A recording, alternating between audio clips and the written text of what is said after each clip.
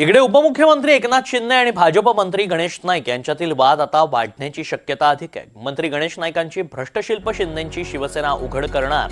शिंदेंच्या शिवसेनेचे नवीन मुंबईचे संपर्क प्रमुख अंकुश कदम यांच्याकडून ही पोलखोल अभियान सुरू करण्यात आलं। मंत्री गणेश नाईक यांनी नवी मुंबई महानगरपालिकेचा पैसा हा स्वतःचा असल्याप्रमाणे खर्च करून बालाजी गार्डन ते व्हाईट हाऊस पर्यंत पूल बांधल्याचा दावा करण्यात येतोय।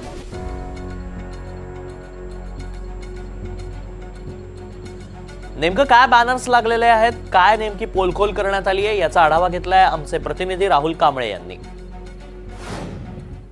कोकण रिजन आणि पुणे रिजन या ठिकाणी म्हणजे ठाण्यामध्ये येण्यासाठी हा जो ठाणे बेलापूर रोड आहे आपण पाहताय, या ठिकाणी लेफ्ट साइडला व्हाईट हाऊस आहे आणि राईट साइडला आपण पाहताय या ठिकाणी जाणाऱ्या गाड्या आहेत, ह्या ठाण्याच्या दिशेने जाणाऱ्या गाड्या आहेत। पलीकडे आपण पाहतोय तो जो ब्रिज आहे, तो ब्रिज जो आहे गणेश नाईक यांनी स्वतःच्या स्वार्थासाठी किंवा आपण पाहतोय वाशीकडून आता युटर्न मारून या ठिकाणी जो आहे हा जो आहे व्हाईट हाऊसला भेटणारा रोड आहे आणि हा रोड स्वतःच्या स्वार्थासाठी बनवला आहे असं जे अंकुश बाबा कदम आहे संपर्क प्रमुख शिवसेना यांनी आरोप केला। आपण जर पाहिलं तर थोडं पुढे गेल्यानंतर सुद्धा एक युटर्न आहे, त्या ठिकाणी कोपर कॅनल स्टेशन आहे आणि तिथून सुद्धा एक सबवे जो आहे युटर्न मारून या ठिकाणी येतो। परंतु हा जो ब्रिज आहे त्यांनी स्वतःच्या स्वार्थासाठी बांधलेला आहे असा आरोप अंकुश बाबा कदम यांनी स्पष्ट केलेला आहे। तसंच त्यांनी बॅनर सुद्धा त्या ठिकाणी लावलेले आहेत, स्वतः या ठिकाणी जाऊन त्यांनी काही व्हिडिओ सुद्धा बनवलेले आहेत आणि आपण पाहतोय समोर जे आहे या ठिकाणी व्हाईट हाऊस आहे।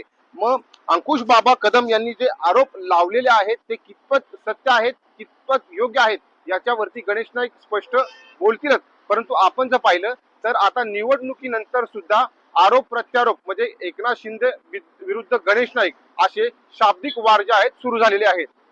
राहुल कांबळे, एनडीटीव्ही मराठी, नवी मुंबई।